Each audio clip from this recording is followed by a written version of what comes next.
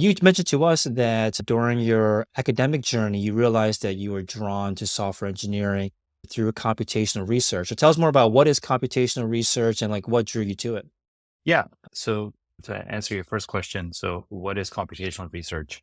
It's basically any kind of research for which you have to rely on some kind of either complicated or large scale computation, which is always implemented in some kind of software.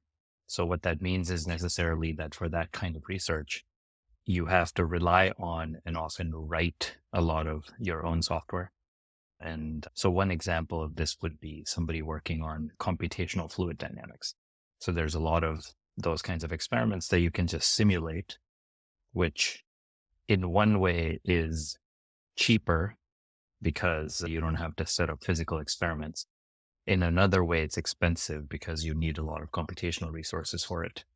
But something like something like that relies on a lot of software being written.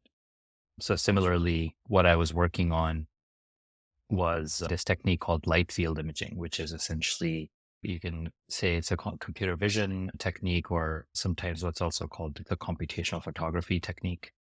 But essentially what it is that you're taking images or video streams from multiple cameras, and then you're processing them using software to achieve certain unique capabilities. And so what I was doing as part of that was writing a lot of software to do all of that computation and processing. And then on top of that, additional software for analysis. If you enjoyed this clip, make sure you watch the entire video, which has a lot more content just like this. And if you want to make sure you don't miss any of our episodes where we talk to leaders in the tech industry, from software engineers to product managers to engineering managers, make sure you subscribe to the YouTube channel and also click the notification bell